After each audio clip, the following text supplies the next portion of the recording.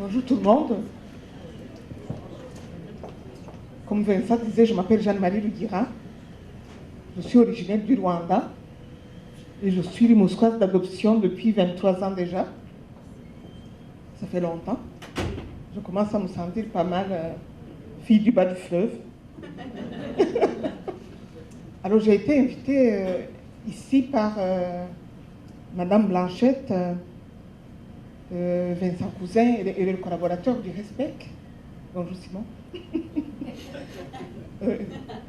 Et le collaborateur, comme Vincent était en train de le dire, avec un thème, penser à agir en solidarité pour le développement des enfants.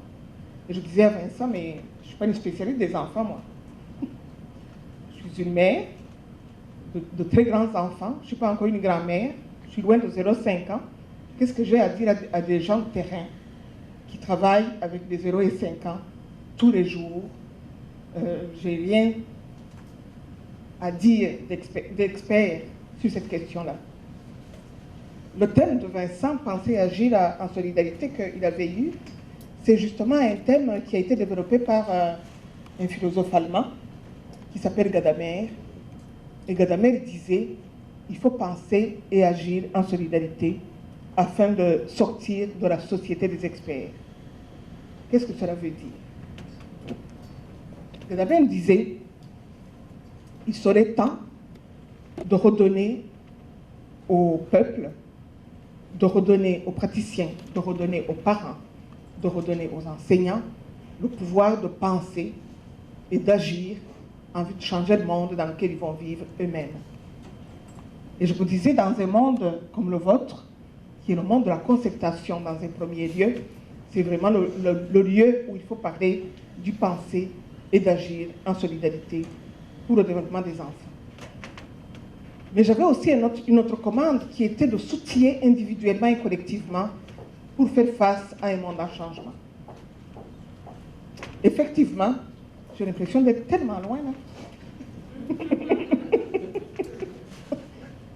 Effectivement, moi je travaille à l'ICAR depuis 23 ans dans un programme dont la spécificité c'est d'accompagner le changement. Accompagner le changement dans les systèmes humains complexes. Et comme disait Vincent, accompagner les personnes en changement, accompagner les enfants en changement, accompagner les CPE en changement, accompagner les régions en changement. J'ai l'impression qu'on est à une époque ou dans une civilisation où c'est pas mal le sujet à la mode. On ne sait plus par quel bout nous prendre pour nous accompagner dans les multiples changements qui ne finissent pas de nous bousculer les uns et les autres. Je ne sais pas comment c'est dans vos organisations, mais moi je travaille à l'université, puis c'est pas très gai. Actuellement, on se dit comment on va faire pour ne pas déprimer. Comment on fait collectivement pour ne pas laisser comment je dirais, l'ambiance collective qui s'est emparée de nos sociétés nous écraser. Comme disait Vincent, j'ai le sentiment que quand on dit faire bouger les enfants, bien les nourrir, s'occuper des enfants de 0 à 5 ans, à mon avis, c'est s'occuper du Québec de demain. Moi, de formation, je suis une enseignante. Avant d'être une accompagnatrice de changement, j'ai appris à enseigner. Et les gens qui m'ont appris à enseigner dans le temps, ils nous disaient, mais on n'éduque pas pour aujourd'hui, on éduque pour demain. Et si nous, aujourd'hui, on fait face à un monde en changement, j'ose même pas penser dans quel monde les enfants de 0 à 5 ans d'aujourd'hui vont vivre. Et ma question c'est, quand on forme les enfants, quand on prépare les enfants de 0 à 5 ans à rentrer dans cette vie où nous les souhaitons, quel est notre propre rapport au changement que nous vivons? Bien ça, vous le disiez, moi je viens du Rwanda, comme je vous disais.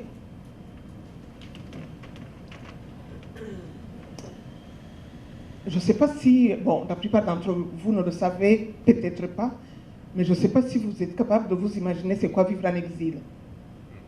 Comme changement, c'est pas petit.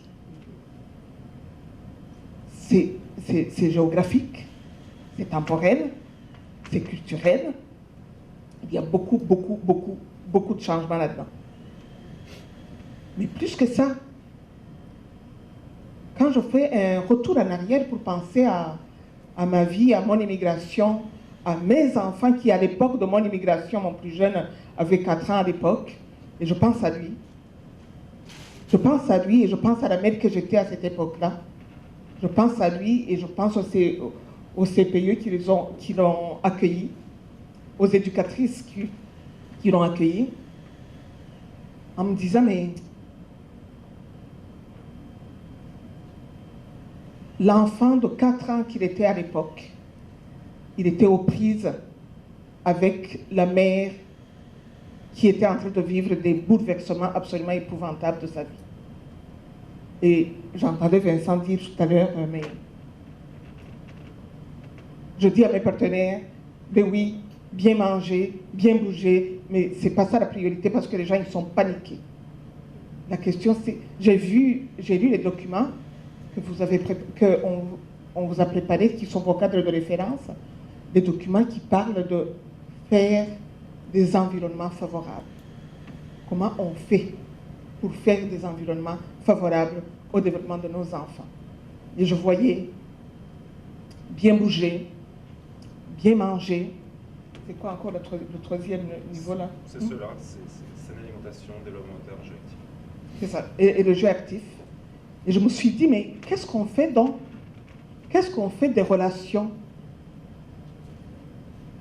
Qu'est-ce que nous faisons des relations, de l'environnement relationnel, de l'environnement, de la manière dont les parents, de la manière dont les enseignants, de la manière dont les éducatrices, de la manière dont les gestionnaires vivent au quotidien avec les changements qui leur sont imposés, qu'ils n'ont pas demandé, qu'ils voudraient parfois éviter, à qui ils résistent comme ils peuvent, sans pour autant pouvoir vraiment arrêter ça. Comment on fait ça? Ma question étant, c'est quoi les effets que les éducatrices, les parents, les partenaires qui vivent dans le monde actuel, le monde qui est dans un changement absolument hallucinant, c'est quoi les effets que ça a sur notre propre vie? Je ne sais pas si on dit ça encore, mais moi, quand j'ai commencé mes études, on nous disait ça, que les enfants, ils n'apprennent pas l'imitation. Comment nous la gérons, nous, notre stress? Comment on se gère? Comment on gère l'incertitude? Comment on gère la vie qui nous attend? Comment on gère nos frustrations? Et hier, je discutais avec Madame Blanchette, et je me disais, j'ai la chance, moi, je suis à l'université, puis cette année, je suis en sabbatique. Et dans mon année sabbatique, j'ai le temps de regarder là où je ne regarde pas d'habitude. Quand je suis dans le trait de mon quotidien, vous devez être comme moi. Quand vous travaillez, vous n'avez pas le temps de vous occuper de beaucoup de choses. Dans mon recul, j'écoute les nouvelles, et je suis sortie de mon département pendant qu'on était en train je sais pas comment dire, d'être écrasé. L'ambiance se fait écraser par les contraintes des coupures, les contraintes de l'austérité, avec ce que ça comporte de changements de tous les jours. Et ma question était, mais c'est quoi ça? Est-ce que ça suffit de se révolter contre les libéraux? C'est quoi ça? Qu'est-ce qui arrive? Qu'est-ce qui nous arrive? On voit les gens, on entend les gens, on entend le système de santé, on entend le système d'éducation, on entend la petite enfance, c'est la crise un peu partout. Mais qu'est-ce qui nous arrive? Je ne sais pas si vous avez suivi des rapports qui sont sortis de l'Oxfam, des rapports qui sortent des Nations Unies. Je ne sais pas si vous avez suivi les informations qu'on a actuellement, où on nous parle qu'il y a à peu près sur la planète Terre 63 familles qui ont l'équivalent de la richesse de la moitié, du reste de la planète. Vous avez déjà entendu ça? Et ça me fait dire, je vote libéral, je vote PQ, je vote CAQ, ou je vote Québec solidaire. Je ne suis pas sûre que nous sommes encore dans une possibilité de changer des choses politiquement. Est-ce que je me trompe ou vous avez le sentiment qu'autour de vous, les gens pensent comme ça? Je voyais un document que je ne vous montrerai pas tout de suite. Si vous voulez, je vous l'enverrai. Où les gens disaient, la personne qui a travaillé sur ce document-là, il disait peut-être que ce que ça nous prendrait, c'est le changement des règles. Parce qu'actuellement, il n'y a pas d'horizon autre que l'horizon économique. Et les règles économiques organisent et contrôlent les règles politiques un peu partout sur la planète. Si vous regardez comme il faut, ça se joue pareil, même si les cultures ne sont pas pareilles. Et cette question-là, elle est fondamentale parce qu'elle nous donne le sentiment qu'on a beau crier contre nos ministres, contre nos gouvernements, on a le sentiment de ne pas être écoutés. Moi, ma question, c'est est-ce qu'eux, ils ont encore le choix? Est-ce qu'ils ont le choix? Est-ce qu'ils peuvent vraiment? Mes collègues, ils me disaient pendant que j'étais directrice du département, mais là, il faut dire non, ça suffit, il faut aller dire au recteur que ça suffit, on n'accepte plus ça. Mais là, si j'arrive devant mon recteur, il me dit, mais Jeanne-Marie, je sais bien, je ne suis pas d'accord moi non plus. Je fais quoi? Je nous laisse être sous tutelle? C'est ça qui est responsable? Je les laisse venir décider qu'est-ce que vous allez faire dans vos salles de cours? C'est ça qui est responsable? Puis là, je me disais, mais là, je ne vais pas faire de mon recteur un ennemi, parce que ce n'est pas lui, il est aussi mal pris que moi à cet endroit-là. Comment on va faire? Est-ce que vous me suivez jusque-là? Alors, la question qui m'inquiète, moi, c'est la question de la morosité. C'est la question de la morosité que cette situation-là crée. La question de la morosité que... Comment je dirais? J'appelle ça de la morosité, mais au fait, je ne sais pas si vous êtes d'accord avec ça, si vous rencontrez ça, vous, dans vos environnements, mais moi, partout où je travaille surtout avec... les gens du réseau de la santé, j'ai le sentiment que les gens sont usés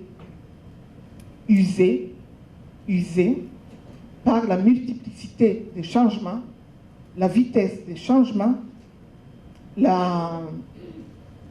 et l'incertitude. Je ne sais pas jusqu'où ça va aller, puis on ne sait pas c'est quoi qui va nous arriver. Et de plus en plus, il y a de l'incertitude, puis de l'insécurité. Et face à cette chose-là, les gens sont usés. Je ne sais pas si vous sentez ça, vous. Et du coup, ce n'est pas parce qu'on est usé, et ce n'est pas parce qu'on est morose, qu'on n'a pas l'obligation de donner nos livrables.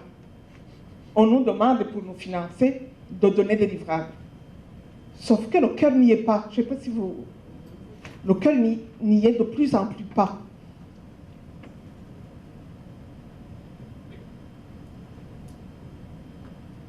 Et ma question, moi j'enseigne, pas aux 0,5 ans. J'enseigne à l'université, j'enseigne à des grandes filles, puis à des grands garçons qui doivent accompagner des collectivités, qui doivent accompagner des gens comme vous pour faire face au changement. Je vous dis que ce n'est pas facile. Parce que vous comprenez bien que j'ai beaucoup de questions que de réponses par rapport à ce que je suis en train de vous dire là. Mais moi, je me dis, un petit garçon, une petite fille de 3 ans, dont la maman travaille dans un C3S, je ne sais pas où, là, en Gaspésie. Hein? À Bonaventure.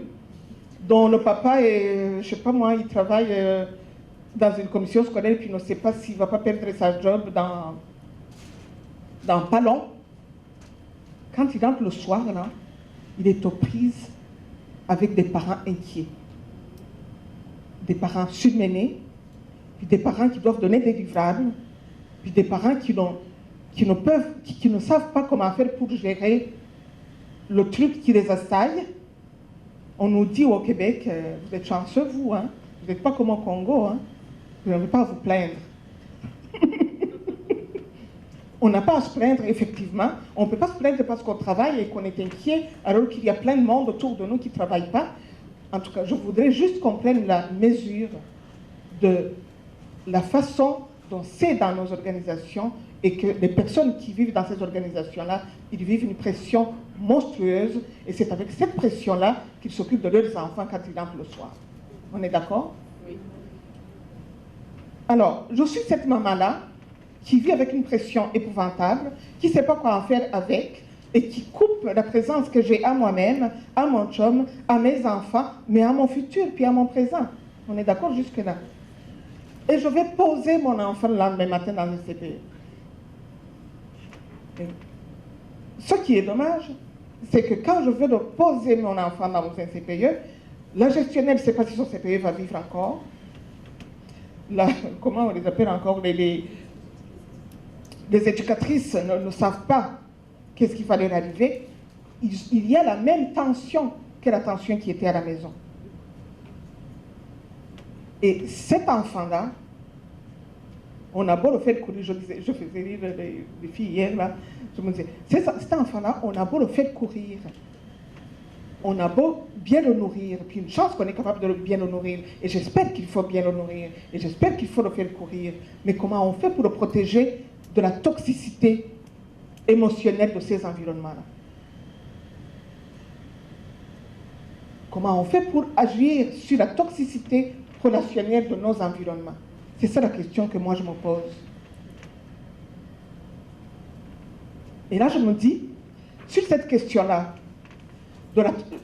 je vous le garantis moi, parce que je l'ai vécu ça, être une mère seule. À l'époque, le père de mes enfants a été pris dans la guerre quelque part en Afrique, là, puis j'étais tout seul avec les enfants ici. Puis je ne savais jamais, je ne sais pas si vous êtes capable de vous imaginer, là, quand on est africain, là, on ne peut pas s'imaginer c'est quoi être seul. On ne sait pas ce que c'est. On ne peut pas s'imaginer, je n'étais pas capable de m'imaginer c'est quoi être une mère monoparentale à Rimouski, enfermée dans un appartement avec ses enfants.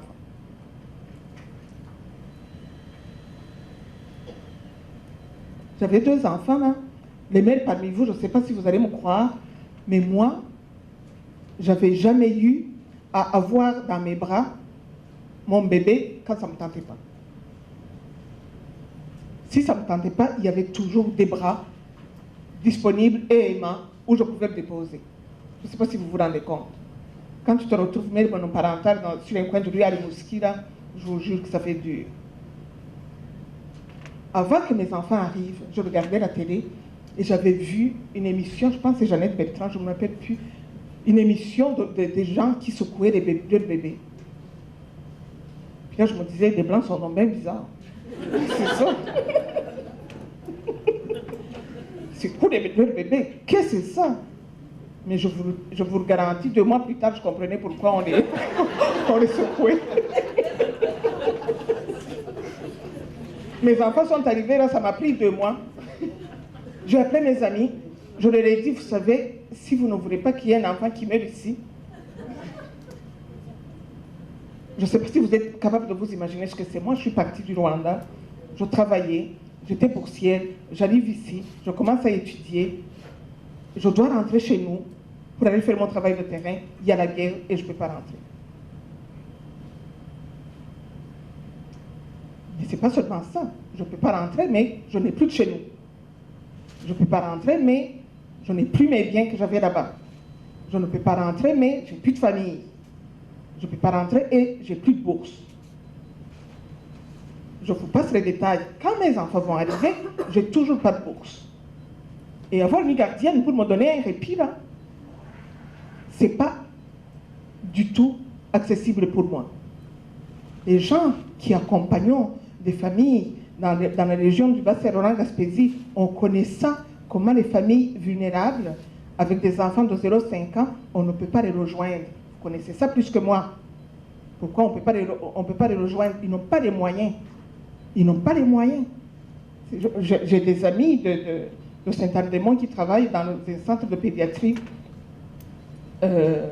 sociale qui disaient, mais notre territoire il est énorme, ils n'ont même pas de voiture pour venir nous voir. Ils n'ont même pas de voiture pour venir nous voir, qu'est-ce qu'on va faire? Alors, je me souviens que quand je me suis retrouvée avec mes enfants à la maison, ce que j'ai fait, je suis allée à l'université parce que j'avais la chance d'aller à l'université encore. J'ai dit à mes amis, si vous ne m'aidez pas là, il y a quelqu'un qui va mourir, ou plusieurs personnes qui vont mourir, ou il y a plusieurs personnes qui vont mourir. J'ai besoin d'aide. Ça, c'est l'avantage d'être africain, parce que je ne savais pas que ça ne se fait pas.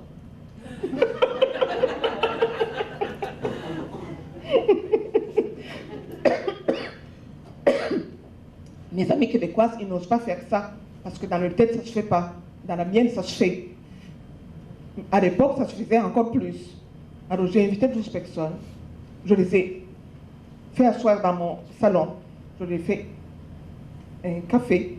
Et je me sentais digne. Et je leur ai dit, si vous ne m'aidez pas, j'ai plus de mère ici, j'ai pas de soeur, j'ai pas de cousine, j'ai pas d'argent, et je ne peux pas y arriver. J'ai peur de la neige. Je ne peux pas y arriver. Mais vous ne me croirez pas, les 12 personnes qui étaient dans mon salon, ils ont fait une liste et ils m'en ont donné du répit. Ils m'en ont donné du répit pendant 2 ans. J'avais du monde qui venait chez nous,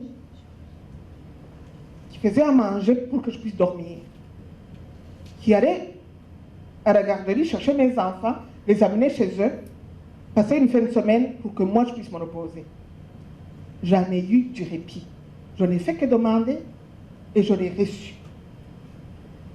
Donc, la compétence de solidarité, elle est disponible dans la société québécoise. C'est ce que je veux dire. La compétence de solidarité, elle est disponible. Pourquoi je vous parle de ça? J'ai rien à vendre là.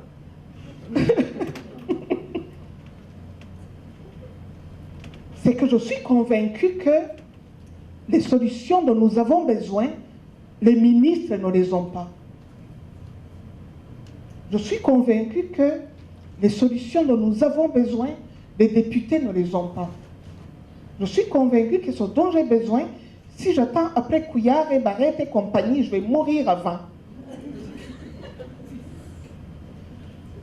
C'est sûr, on va tous être morts avant qu'ils aient trouvé les solutions. Les situations sont de plus en plus complexes.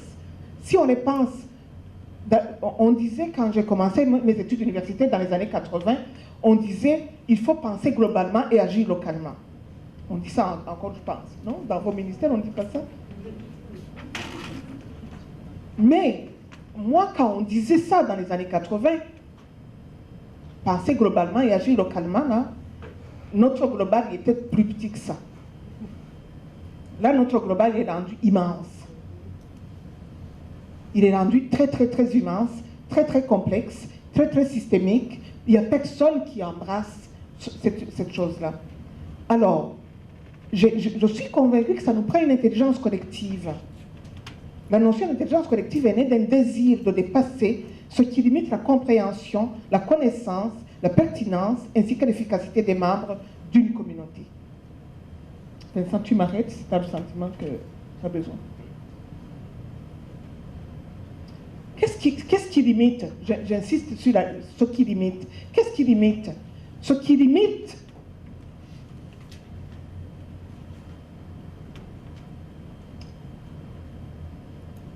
j'aime pas utiliser des gros concepts comme ça, la compréhension, la connaissance, la pertinence.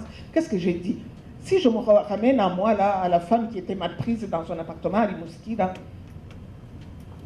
j'avais pas d'argent, je dormais pas assez, j'avais un pays en guerre, une famille, un conjoint je sais pas où, une famille dans un camp de réfugiés, j'avais la tête complètement pleine, j'avais pas de réseau, j'avais pas d'argent, et il fallait que je sois disponible et aimante pour mes enfants. Qui est capable de faire ça? On n'a pas besoin d'être dans la guerre du Rwanda pour vivre ça. Il y a des hommes et des femmes dans nos environnements actuels qui sont mal pris comme ça et qui sont isolés et qui n'ont pas le droit d'en parler parce que nous devons performer. Et c'est ça ça fait partie de ce qui limite la capacité d'avoir des solutions que nous cherchons. Est-ce que vous me suivez jusque-là?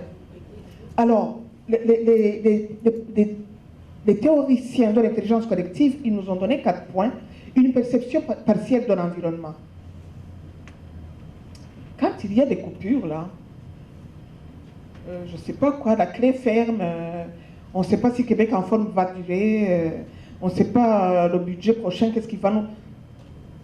Est-ce que les éducatrices, ou les parents, ou les gestionnaires ont une perception globale de leur environnement?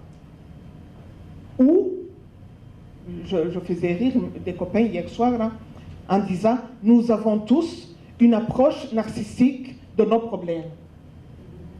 C'est de ma faute, voyons. Si j'étais une bonne gestionnaire, là, c'est sûr que ça irait bien dans mon CPE. Mais voyons donc, ça irait bien dans ton CPE. Ça ne va pas bien nulle part. Pourquoi ça irait bien dans ton CPE?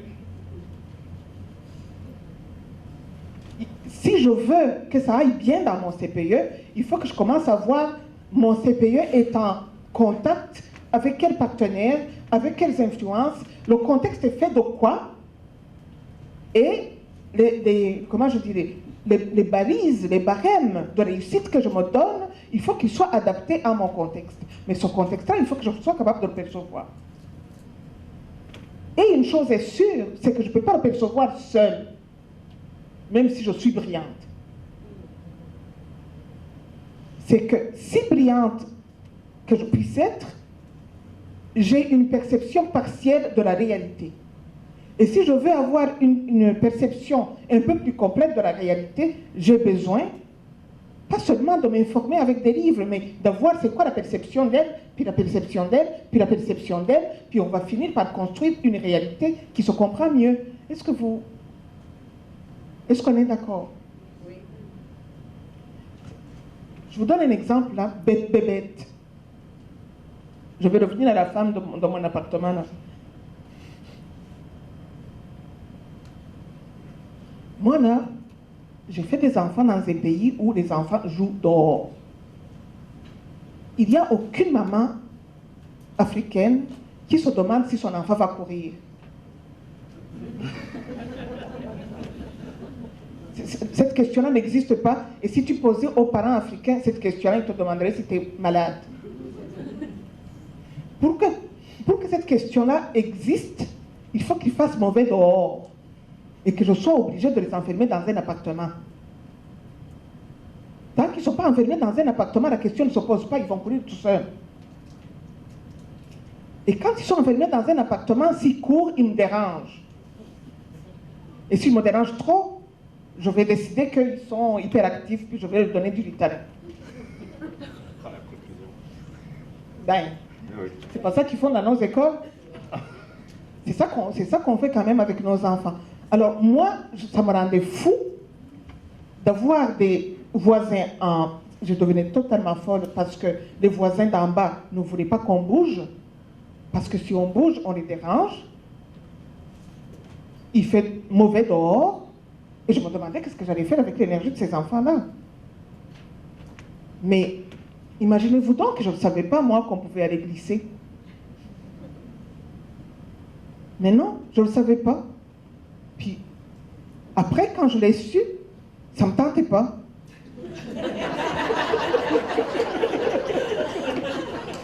J'avais peur, moi, ça ne me tentait pas. Tu sais. Ça me prenait quelqu'un qui me dise que je pourrais les sortir, les amener glisser dehors, les épuiser, et quand ils rentrent dans l'appartement, ils vont dormir.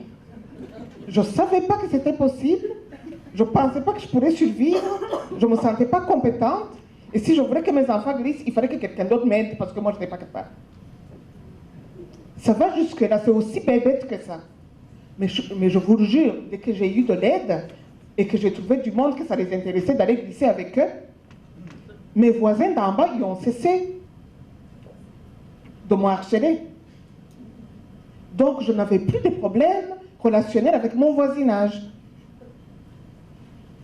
Mais ce n'est pas parce que j'étais devenue une meilleure personne, c'est juste parce qu'il y a un garçon qui aimait ça aller patiner puis glisser avec mes enfants, vous voyez? C'est de cet ordre-là. Donc, C'est quoi la perception de mon environnement? Parce que les solutions dont j'ai besoin, il y a de fortes chances qu'ils soient disponibles dans mon environnement. Encore faut-il que je sois capable de voir quelles sont les ressources et les possibilités qu'il y a dans cet environnement-là. Et je vous jure que ma vie a changé, mais je n'avais pas $1 de plus. Pas un seul. Donc, ils disent que la non-conscience de la totalité des éléments qui influencent le groupe et son contexte, la non-conscience de la totalité des éléments qui influencent le groupe et son contexte. C'est quoi le groupe là? Que je sois au Cosmos, ou que je sois dans un C3S, ou que je sois à Québec en forme, ou que je sois dans un CPE, c'est quoi mon environnement? Il est fait de quoi? Il est influencé par quoi? Est-ce qu'on peut agir là-dessus? Est-ce qu'on le comprend d'abord, avant de savoir si on est complètement impuissant et on va se résigner, puis on va juste déprimer ensemble? Puis, comme déprimer ensemble, ça ne marche pas, on va se chicaner, tu sais? Après, la difficulté de multiplier les interactions entre les membres de la communauté et de changer de point de vue. Ça là, je vous jure comment c'est compliqué, vous n'avez aucune idée. Parce qu'on est dans une culture, qui influence nos manières de voir. Une culture professionnelle. S'asseoir et se parler, c'est perdre du temps. Dans la culture où nous sommes. C'est pas vrai chez vous? Je ne sais pas si c'est pas vrai chez vous. Mais en tout cas, chez nous, c'est comme ça. La conception du monde, c'est qu'on fait tous semblant qu'on est en train de travailler chez nous, dans son bureau, pendant qu'ils sont en train de regarder les notifications sur leur cellulaire, là. Ils sont supposés être en train de produire. Mais on n'a pas d'autorisation individuelle, ni l'autorisation culturelle, ni l'autorisation organisationnelle de se dire que si on s'assoyait et qu'on essayait de comprendre ensemble ce qui nous arrive, on pourrait peut-être y arriver plus vite. Peut-être qu'on y arriverait plus vite et qu'on cesserait de patiner dans la semoule tout seul. Après, il y a autre chose qui est plus compliquée. Ça s'appelle l'absence de compétences communicationnelles, relationnelles et l'absence de compétences de pratique réflexive. Parce qu'on nous a formés, la plupart d'entre nous ont été formés pour apprendre des savoir-faire particuliers, mais à l'époque, la question de l'intelligence collective, de l'intelligence émotionnelle, j'allais dire à l'époque comme si ça avait changé. Aujourd'hui, ça n'a pas changé non plus. Ces compétences-là, ça n'intéresse pas beaucoup de monde. Mais quand ça va mal, là, moi j'ai des collègues qui travaillent en développement organisationnel, en accompagnement de changement et de transformation dans les organisations. Ils disent, une personne humaine, une famille, une équipe, une organisation ou une communauté, il est soit en survie, soit en maintien, soit en développement. Et vous savez quoi? Quand une famille, une personne, une organisation, une équipe est en survie, c'est les mauvais côtés des personnes apparaissent.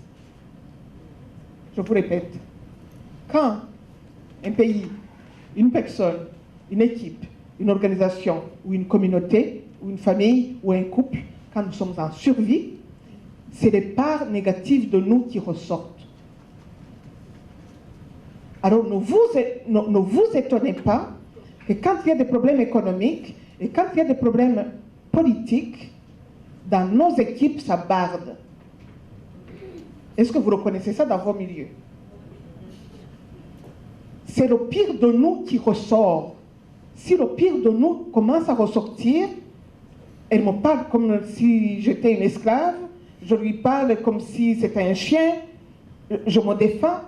Quand on est dans cet espace-là et que le pire de nous ressort, on ne pourra pas passer de la survie au maintien tant et aussi longtemps qu'on n'aura pas appris à gérer nos émotions, à gérer notre stress, à avoir du recul, à développer des compétences réflexives, puis à nous parler comme du monde.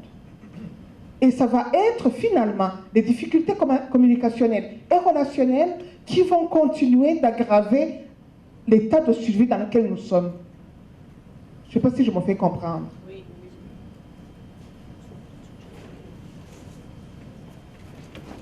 Ce qu'ils disent dans la même théorie, c'est que quand on est en développement, c'est pareil. Quand on est en développement, il y a beaucoup de choses.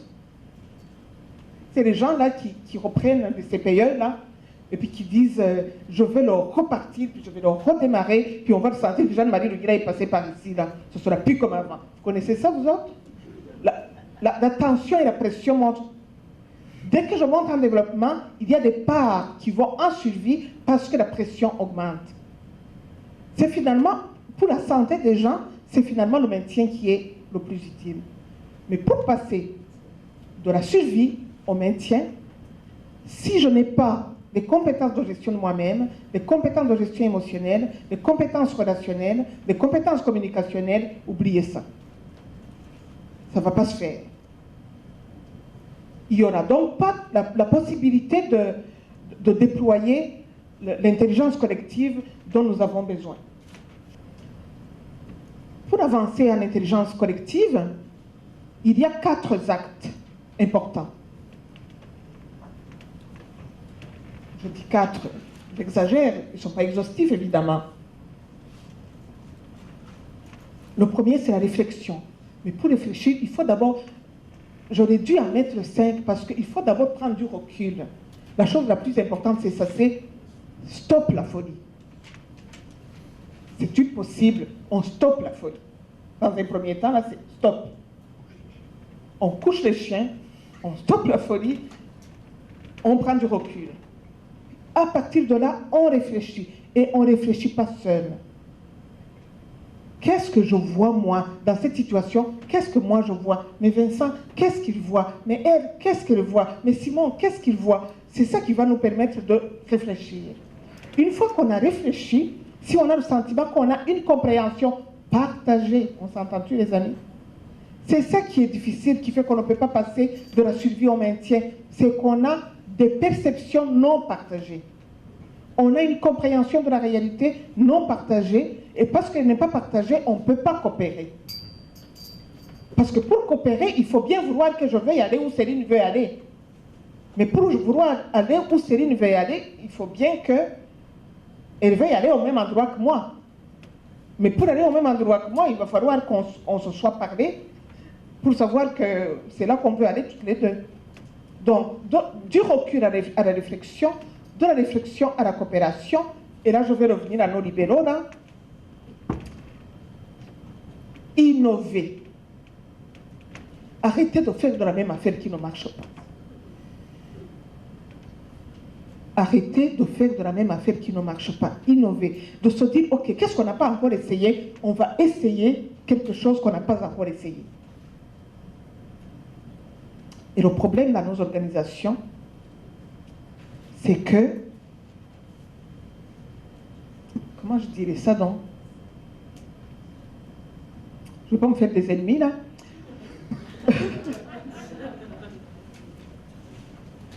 Si je caricature, là, je dirais, dans nos organisations, dans nos équipes, il y a des anciens qui disent on a toujours fait ça comme ça. On a des visages là. C'est comme ça que ça marche ici. Puisque c'est comme ça que ça marche là, la petite jeunette là qui vient d'arriver là, qu'est-ce qu'elle veut donc? Et c'est quoi que je fais quand je fais ça là? Je fais partie de cela dans mon environnement. À moi là, c'est moi la vieille là, qui dit que c'est même que ça marche. Mais quand je dis que c'est même que ça marche là, qu'est-ce que je dis? Les amis, écoutez-moi bien là, parce que vous en avez besoin tous. Quand je dis, c'est même que ça marche ici là, si j'étais humble là et que j'avais moins d'ego, je vous dirais, j'ai la chienne. Je vous dirais, j'ai peur. J'ai peur du changement, j'ai peur d'où tu veux nous amener. J'ai peur, tu sais, j'ai peur. Et si vous comprenez que j'ai peur, vous pourriez me rassurer. Si vous saisissez bien que c'est parce que j'ai peur, il y aurait des possibilités de me rassurer. Et si vous me rassurez, je vais vous laisser faire. Pardon? Oui. Mais là, je vais dire, mais je suis la plus ancienne, ou c'est moi la boss, ou je suis je ne sais pas qui, ou je suis la présidente de je ne sais pas quoi, ou je suis la directrice de je ne sais pas quoi, et je vais exercer du pouvoir qui va empêcher l'innovation. Et les gens, les innovateurs parmi vous, les plus jeunes, les plus ci, les plus ça, les nouveaux, les visionnaires, vous devez le savoir, que quand vous avez une vision, elle va déranger. Dans un premier temps, vous devez le savoir que votre bonne idée là, elle est tellement excellente là, elle est tellement excellente qu'elle ne peut pas faire autrement que déranger. Et vous devez apprendre à ne pas prendre ça personnel, le fait qu'on dit non.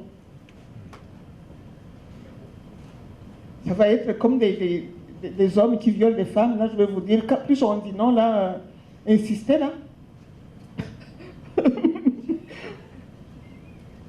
Mais pour vrai,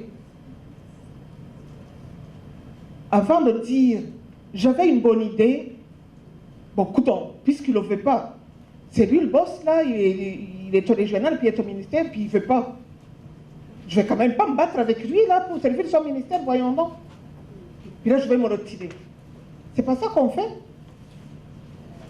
Si je me dis, mais non, c'est pas qu'il ne veut pas, c'est qu'il ne comprend pas, c'est qu'il a peur, c'est que je ne l'assure pas, c'est qu'il y a des contraintes que je ne connais pas, c'est que je ne sais pas c'est quoi son boss lui a demandé. Me dire ça, ça va m'empêcher de reculer et je vais m'intéresser à ce qu'il est en train de faire, plutôt que de le prendre personnel tout de suite là, en disant, va te faire voir.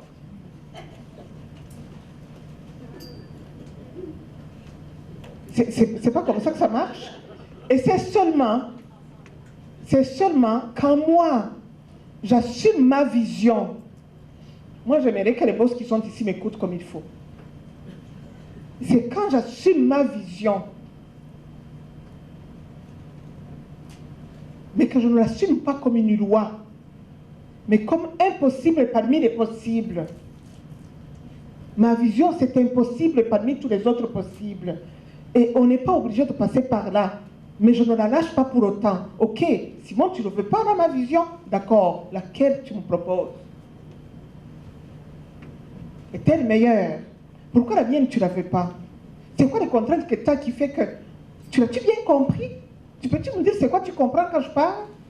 C'est quoi les contraintes que toi, tu as à ton bureau que moi je ne connais pas, qui fait que pour toi, ce n'est pas faisable? Ça là, ce que je suis en train de faire, ça demande de la sécurité intérieure et ça demande des compétences relationnelles. Si je ne les ai pas, ce n'est pas possible. Le fait qu'il a hésité, alors que moi je me suis cassé en six et que j'ai fait de la recherche et que je n'ai pas dormi et que je suis venu avec la meilleure idée qui va révolutionner notre CPE ou notre je ne sais pas quoi là, va faire que je vais le prendre personnel, je vais être blessé dans mon ego, puis je vais partir, puis on va se bouder, puis bientôt on ne se parlera plus. Jusqu'à temps que je me dise, ben, finalement, Vincent, moi je pense que je vais m'en aller. Il n'y a pas d'avenir pour moi ici. C'est des petites nouvelles pour vous, ailleurs c'est pas mieux.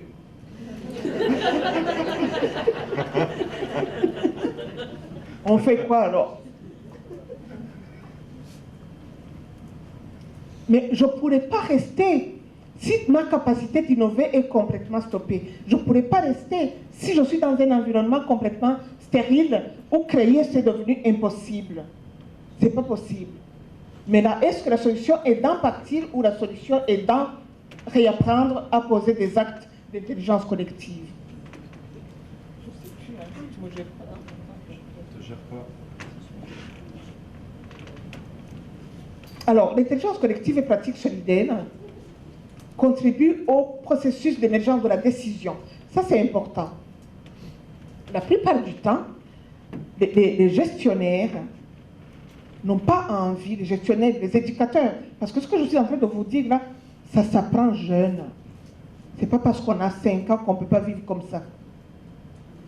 Et si on a des CPE qui fonctionnent en intelligence collective, on va apprendre à nos enfants à fonctionner en intelligence collective.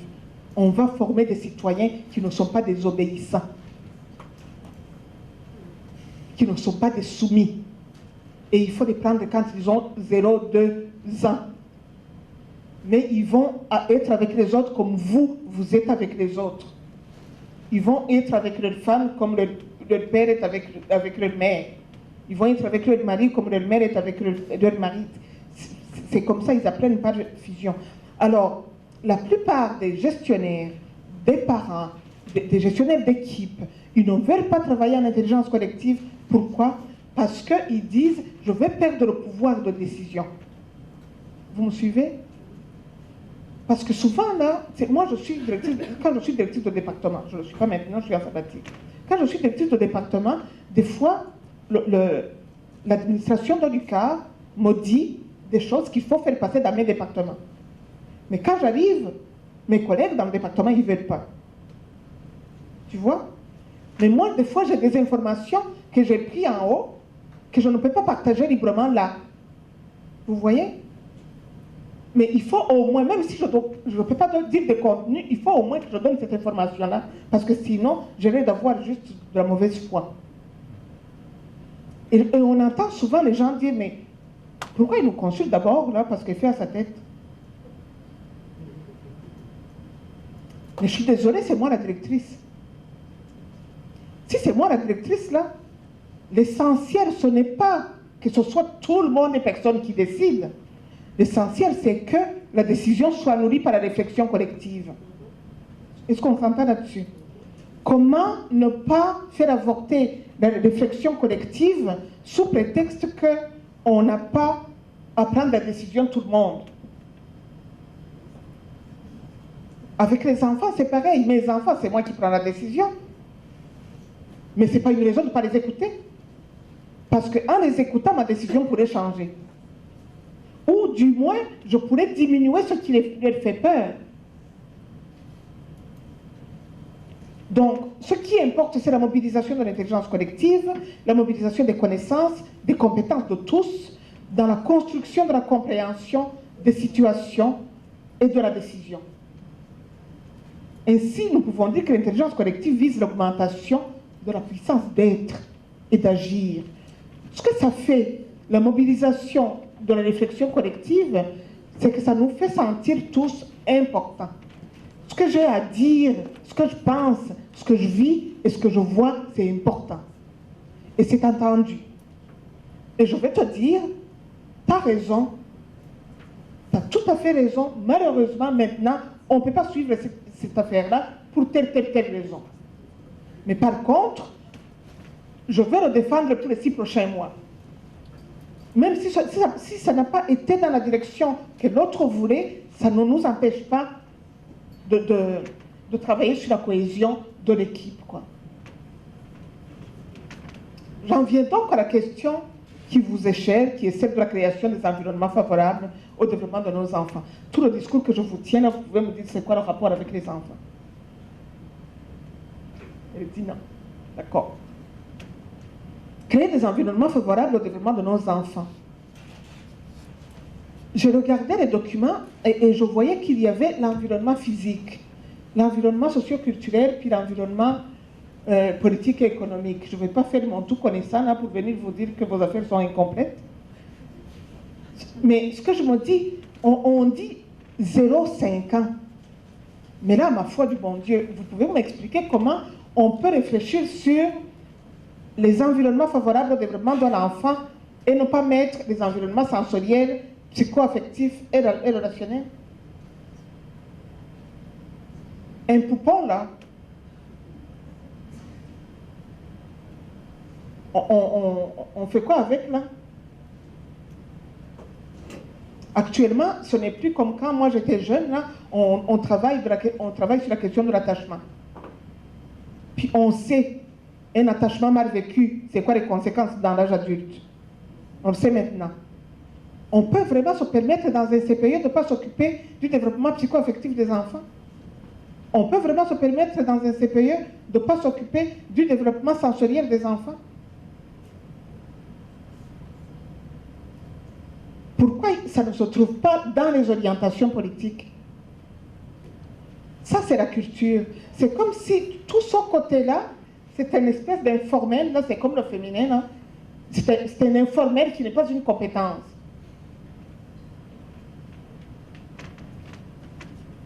Mais un enfant qui mange bien, là, puis qui n'est pas aimé, je suis désolée, hein. Pardon? Ils ne se développent pas bien. Donc, la question du développement, du développement de nos enfants, il faut le prendre de manière globale. Et j'ai l'impression qu'on ne peut rien enlever. Donc, la question... Bon, je dis ça, mais il faut vraiment comprendre dans quel contexte on est. On est dans un Occident actuel, on est dans un Occident qui ne se touche pas, on est dans un Occident qui a peur de la... Comment on appelle ça encore? Des pédophiles. Il y a beaucoup de choses là. C'est un jeune homme qui travaille dans une garderie, là, donner des câlins à des enfants, ça va jusqu'où? C'est possible comment? C'est pas possible comment? Voyons donc. Ces questions-là, ça existe dans notre environnement, ça existe dans la culture, mais ce n'est pas parce que ça existe que ça ne nous pose pas des questions éthiques fondamentales. Comment on fait quand on a des 0,5 ans pour travailler la question de l'attachement, pour travailler la question de la sensorialité, pour travailler la question du psycho-affectif, pour travailler la question de la maturité émotionnelle, pour travailler la question de la gestion des émotions. Je vais vous donner mes gros préjugés là. Moi, j'ai l'impression que là où on n'est pas des adultes responsables sur ces questions, on remplace ça par des médicaments. Parce que les enfants qui ne sont pas aimés et qui ne sont pas sécures, ils deviennent turbulents. Puis là, tout à coup, on les amène chez un médecin qui va les diagnostiquer, je ne sais pas quoi, et qui va les foutre sur les médicaments, et les médicaments vont les endormir. Mais ça ne leur donne pas un...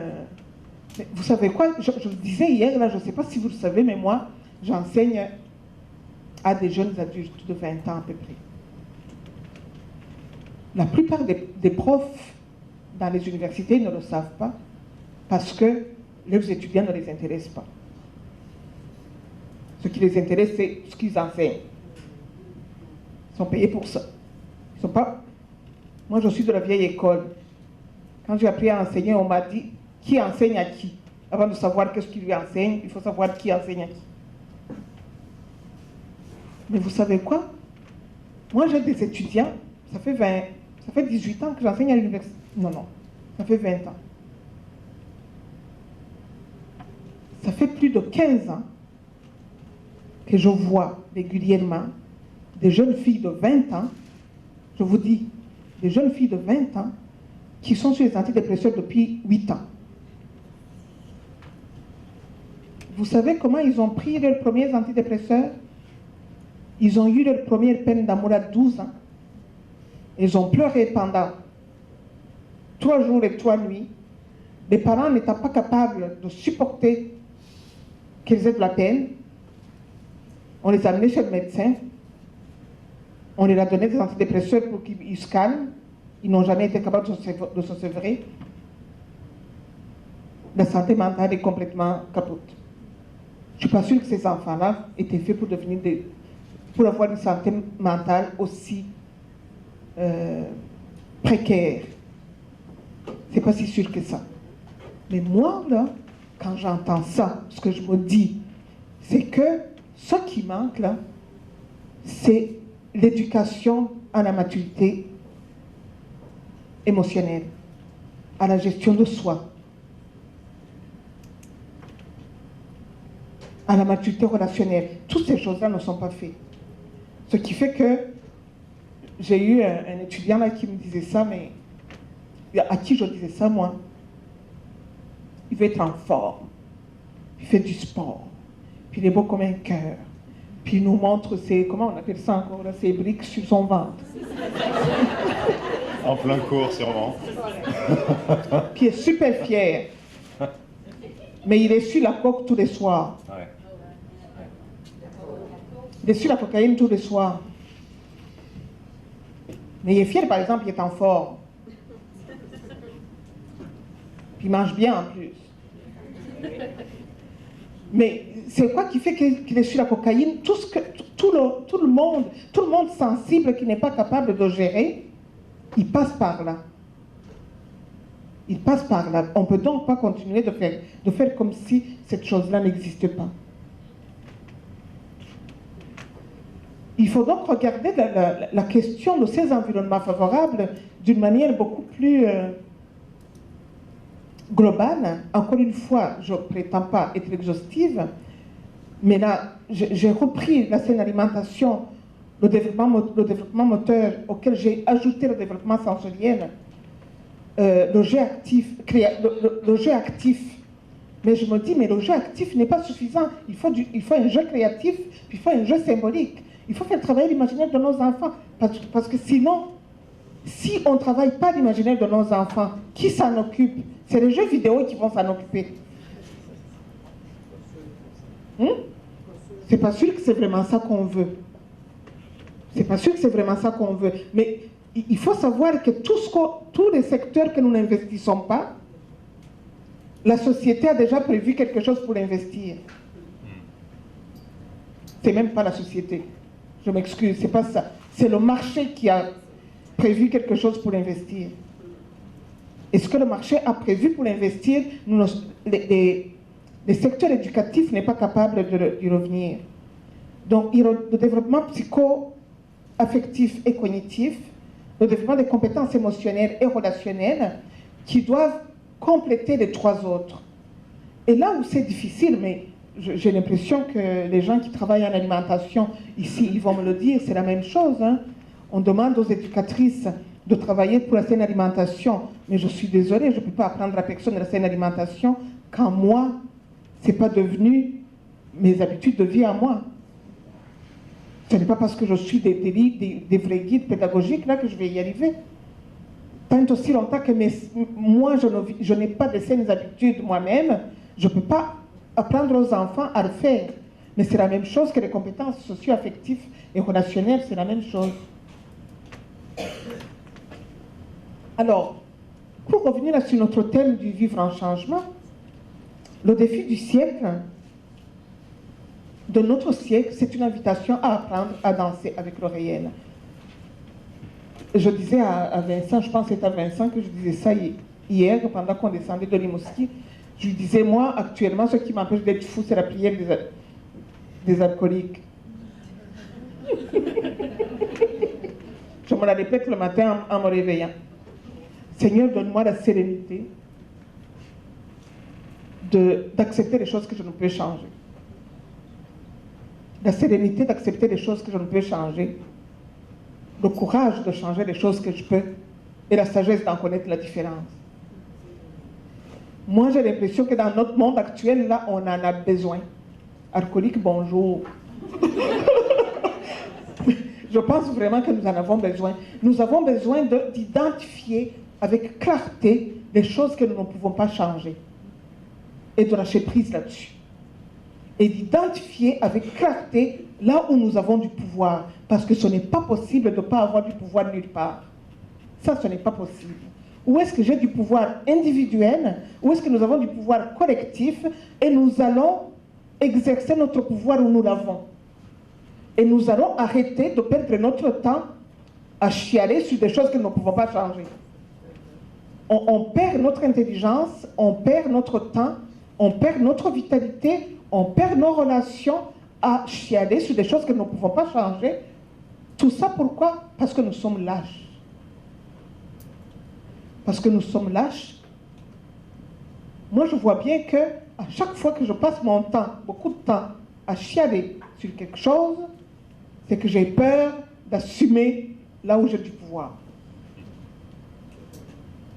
Ça me protège de m'engager sur ce que je peux changer.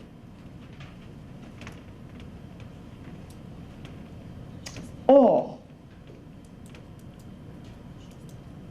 m'engager sur ce que je peux changer me demande à chaque fois, surtout collectivement, hein, si je suis dans mon équipe, moi je suis à l'université, je suis dans mon équipe, vous êtes dans vos différentes équipes où vous êtes, c'est pas possible d'y arriver si nous ne prenons pas le temps de prendre du recul et de faire le bilan de nos réalisations. Si je ne sais pas faire le bilan de mes réalisations, si je ne sais pas me féliciter pour ce que j'ai fait, parce que c'est sûr que je vais déprimer.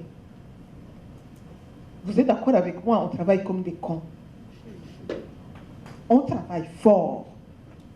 Et souvent, les résultats ne suivent pas.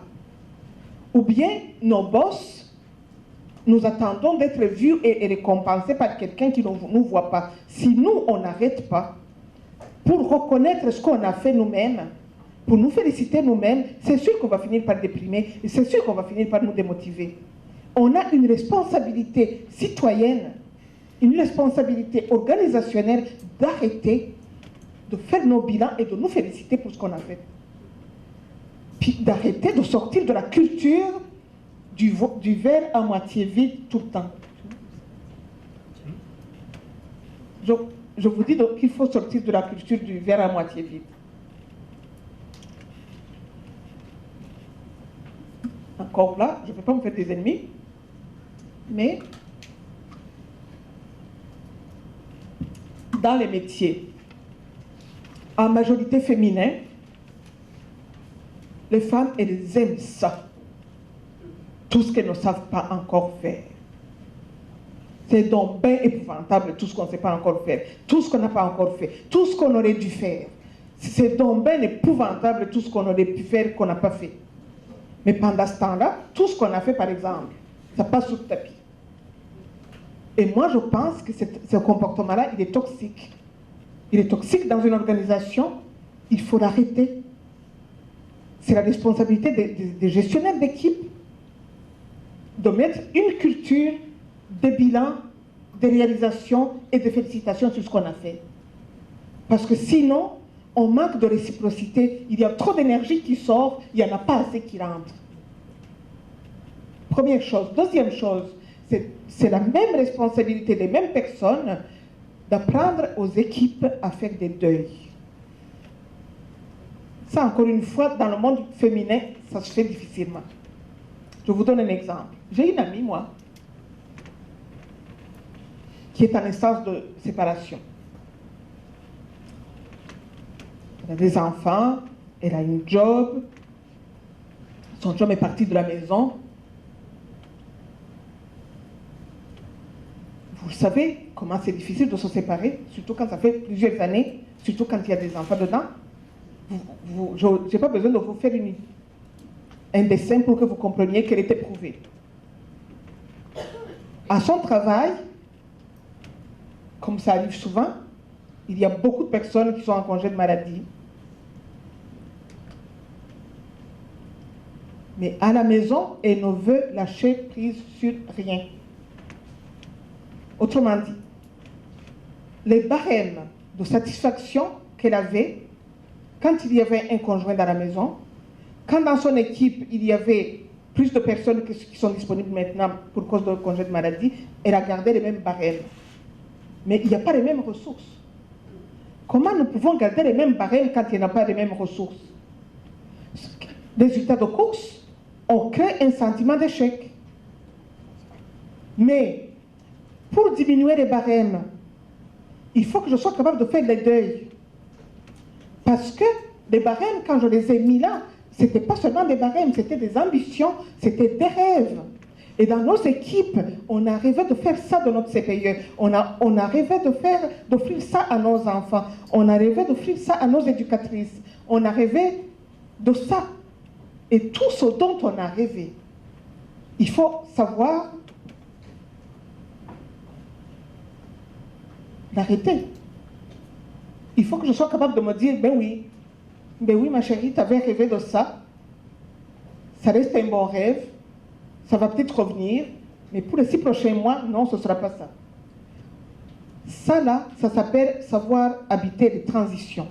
Actuellement, quand j'écoutais Vincent, il y a des choses, il y a des informations qu'on n'a pas, il y a des choses qui nous manquent.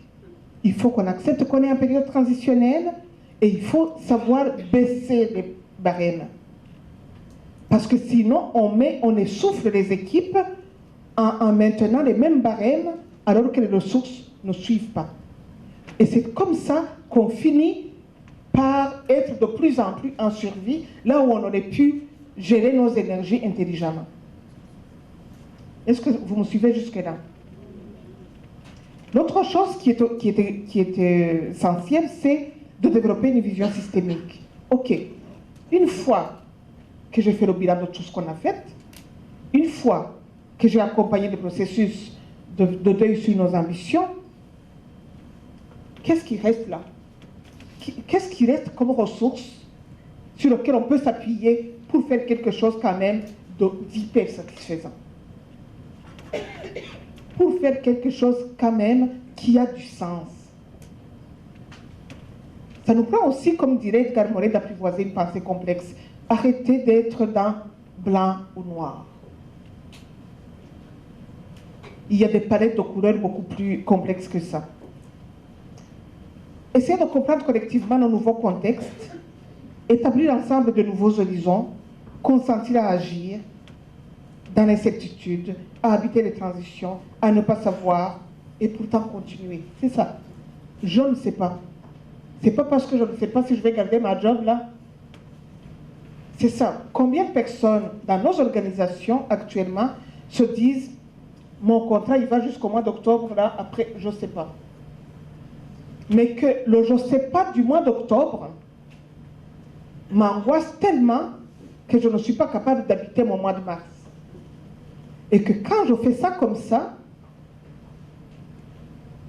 comment je dirais, mon efficacité diminue et ma chance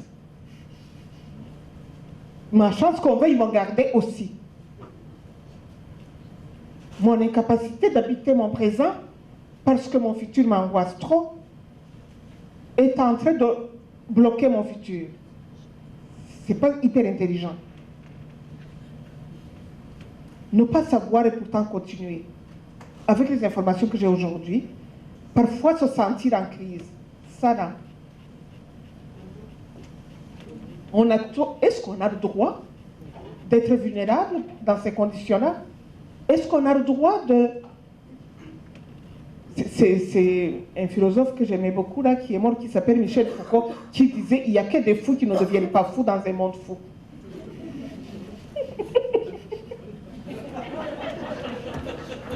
J'adore ça.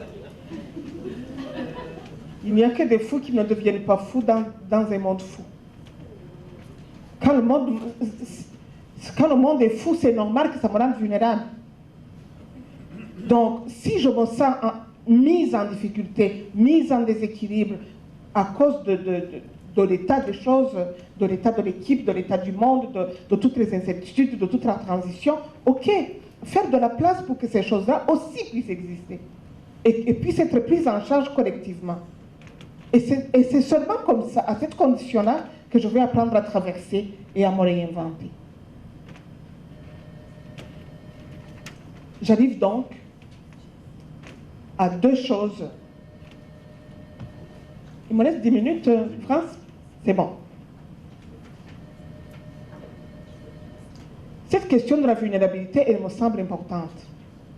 Elle me semble importante. Je ne sais pas si vous êtes d'accord avec moi, là.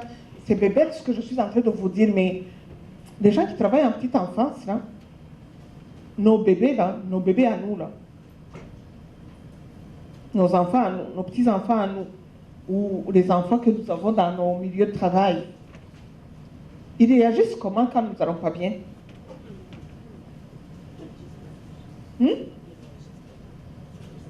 Un bébé, quand je suis hyper stressée, les gens qui travaillent avec des approches corporelles le savent, là, quand je suis hyper stressée, tout de moi est tendu, et je prends un bébé, et il devient tendu tout de suite, il se met à pleurer. Et c'est quoi notre responsabilité quand nous travaillons avec les 0 et 5 ans? Si c'est de ne pas prendre soin de qui nous sommes. Parce que le premier terrain sur lequel ils grandissent ces enfants-là, c'est ma propre chair. Tu sais. Comment est-ce possible? Comment je peux avoir la prétention de vouloir m'occuper des enfants si mon équipe est en souffrance? Je ne dis pas que si les équipes sont en souffrance, c'est de votre faute.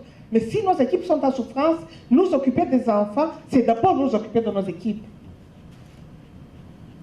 Parce que je sais très bien que la tension que les éducatrices vivent, la tension que les gens vivent, elle va directement s'installer dans le corps des enfants. Dans leur corps, dans leur psyché, dans leurs émotions, et ils vivent des choses, des problèmes qui ne sont pas les leurs. Est-ce que nous pouvons quitter la question de l'épreuve humaine, la question de la souffrance, la question de la vulnérabilité, arrêter de prendre ça comme une maladie. D'ailleurs, c'est ça, là, quand on est fatigué, là, on prend un congé de maladie. C'est ça. Arrêter de prendre ça du point de vue pathologique et médical et le prendre comme une condition humaine, tout simplement.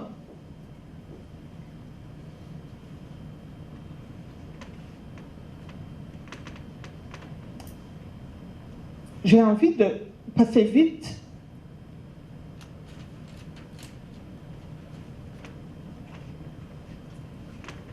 Est-ce que, comment je dirais, il y a quelques organismes de santé, là, le C3S et compagnie, qui travaillent à devenir des organisations apprenantes, à devenir des organisations humanisantes. Est-ce qu'on a le droit de ne pas humaniser des services de la petite enfance? Est-ce qu'on a le droit? N'est-ce pas un crime contre l'humanité de ne pas regarder si nos milieux de vie sont des milieux humanisés? Parce que ça, comment je dirais, la toxicité émotionnelle qu'il y a dans ces endroits-là me semble beaucoup plus dangereux que manger mal. Je pense que je vais laisser ici mon point, je vais vous raconter juste une petite histoire. Moi, j'ai une fille qui a grandi ici. Elle est arrivée ici, elle avait 8 ans. Elle a étudié en éducation spécialisée. Puis elle a travaillé longtemps au centre de crise et de prévention du suicide. Je pense que je n'ai pas besoin de vous faire un dessin pour vous dire comment c'est difficile pour les intervenants qui travaillent dans ces milieux-là. Puis un jour, elle va en Afrique pour... je sais pas, je pense que cette fois-là, je pense qu'elle était partie pour voyager là.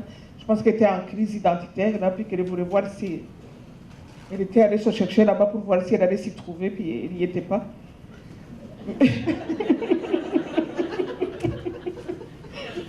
Mais là, en Afrique, elle est en Afrique, puis elle m'appelle, puis elle est paniquée, tu sais. Puis elle me dit, maman, je ne comprends pas. Je dis, qu'est-ce que tu ne comprends pas? Elle dit, si tu n'as pas idée. Tu n'as pas idée dans les rues du Bénin, là, comment il y a d'enfants mal pris. Des enfants de la rue, pauvres, qui ont faim. Mais ils jouent. Ils rient. Ils ne veulent pas mourir. Comment est-ce possible? Comment ça se fait qu'ils jouent, ils rient et ils ne veulent pas mourir? Elle me disait, je suis dans un choc culturel que je ne suis pas capable de supporter. Je me demande comment je vais faire quand je vais rentrer pour continuer de faire ma job. Je finirai juste en vous disant une chose.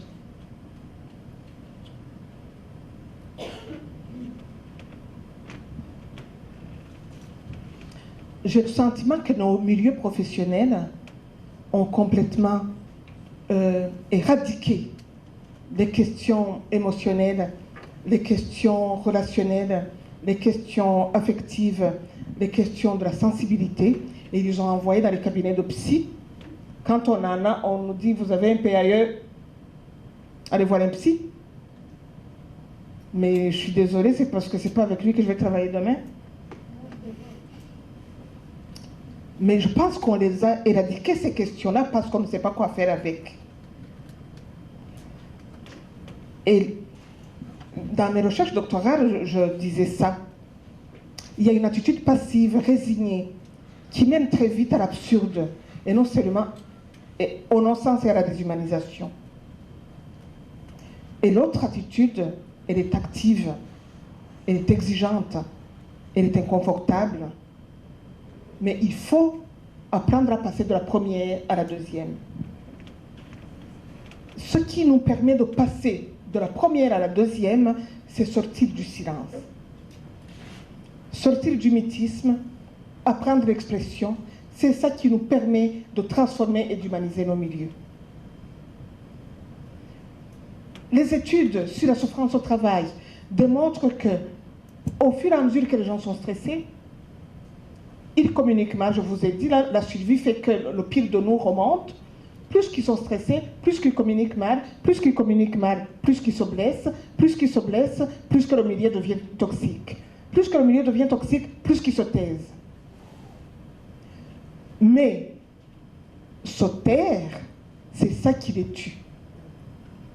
Il faudrait trouver des manières de faire une médiation qui leur permet de passer de l'expression à la transformation.